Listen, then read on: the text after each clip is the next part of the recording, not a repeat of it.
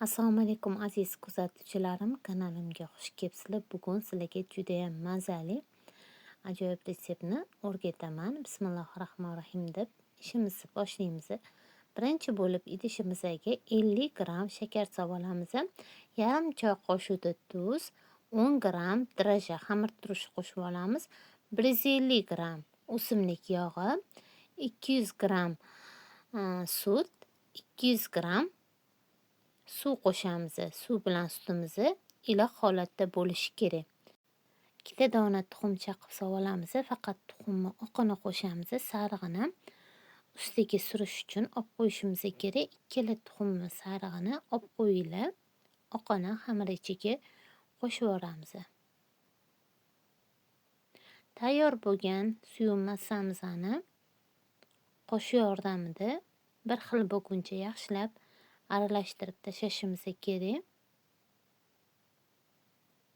Endi bu suv massamizga 5,5 stakan atrofida un ishlatamiz.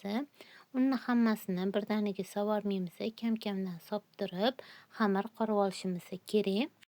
Birinchi qoshiq bilan yaxshilab aralashtirib, sal suvroq holatga kelgandan keyin yana qolgan unimizni soptirib, qo'limizda yaxshilab mushlab, yumshoqqina xamir qorib olishimiz kerak. Mana shunaqa yumshoqlikda bo'lishi kerak xamirimiz. Tayyor bo'lgan xamirni stolimizga tushirib, ozgina uni sepib, yaxshilab mushlab, xamirga ishlov berishimiz kerak. Qanchalik xamirga yaxshi ishlov bersanglar, xamiringlar shunchalik chiroyli ko'rinishda chiqadi. Qaranglar, o'zi xamir juda ham yumshoq, vazdushniy, chiroyli bo'lib chiqadi. Mana xamirimiz tayyor bo'ldi. Tayyor bo'lgan xamirimizni idishimizni yog'lab turib, idishga solib, oshirishga olib qo'yamiz. Idishni tagini yog'lab olsanglar, xamiringlar ko'tarilib, chiroyli bo'lib oshganda, idishga yopishmasdan chiroyli bo'lib ko'chib chiqadi. Mana idishimizga solib oldik, ustini strech paket yopib turib, issiq joyga oshirishga 1 soatga olib qo'yamiz. O'zi 1 soatda chiroyli ko'tariladi. Mana xamirimiz juda ham chiroyli bo'lib oshib chiqdi. Ustidan strech paketini olib qo'yamiz. Stolimizga tushirib olib, xamirimizni bo'laklarga bo'lib olishimiz kerak. Mana idishga yopishmasdan chiroyli bo'lib ko'chib chiqadi. Endi bu xamirimizni bo'laklarga bo'lib chiqishimiz kerak.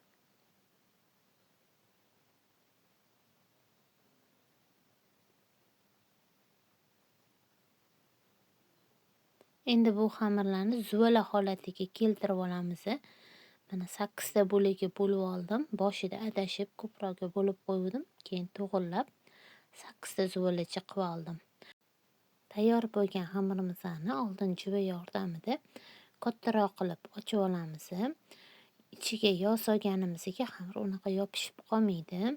Agar yopishadigan bo'lsa, ozgina uni septirib ochib olinglar. Keyin quloq yordamida yupqaroq qilib, kattaroq qilib ochib olishimiz kerak. Mana shunaqa ko'rinishda.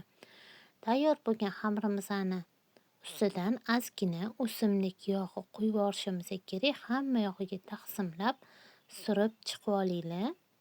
Xohishga ko'ra men ozgina shakar sepyapman, xohlasanglar sepmasanglar ham bo'ladi.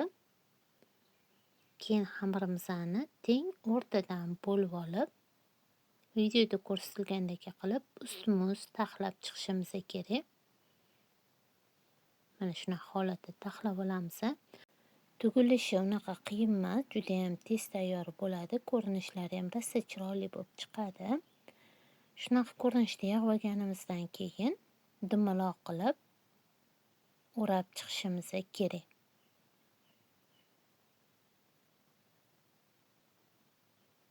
Mana shunaqa ko'rinishda tayyorlab olamiz hammasini.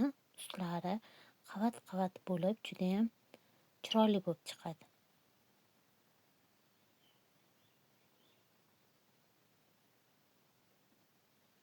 Mana ikkalasini tugib tayyorlab oldik. Endi bu xamirlarimizni listga joylashtirib olamiz. Qolgan xamirimizni ham ochib turib, xuddi shu ko'rinishda tugib tayyorlab olishimiz kerak.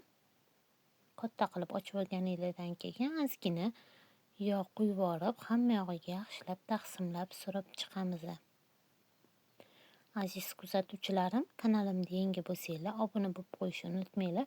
Videolarga bittadan like bosib qo'ysanglar, hammanglardan minnatdor bo'lardim. Shunchalik mehnatimni qadrlayotganinglar uchun hammanglarga kattakon rahmat. Kesib olgan xamirimizni ustimiz taxlab turib, yig'ib olib, bu xamirlarimizni ham o'rab, to'kib chiqishimiz kerak.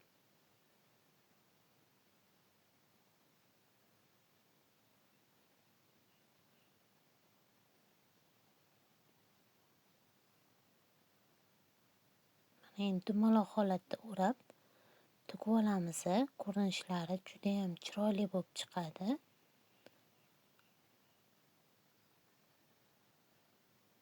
Mana hammasini to'kib tayyorlab oldik. Endi listimizga joylashtirib olamiz.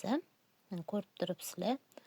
Boshqalarni to'kib tayyorlaguningizcha boshida tayyorlab to'kib qo'yganinglar уже ko'tarilib ham chiqadi. Ko'rinishlari rosa chiroyli bo'ladi. Olib qo'ygan tuxum sarig'imizga bitta osh qoshiqda sut qo'shib turib, hamma yog'iga yaxshilab surib chiqishimiz kerak. 200 gradusda 35 minut oralig'ida pishirib olamiz. Mana ko'rinishini ko'rib turibsizlar. Juda ham chiroyli, mazali bulochkalar bo'ladi. Qavat-qavat.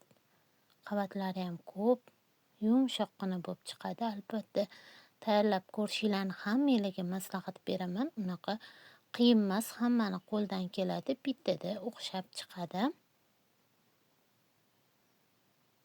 Aziz kuzatuvchilarim, videolarim yoqayotgan bo'lsa, like bosishni unutmanglar. Meni qo'llab turganingiz uchun hammanglarga kattakon rahmat. Sog' salomat bo'linglar. Yaqinlaringlar uchun o'zinglarni asranglar.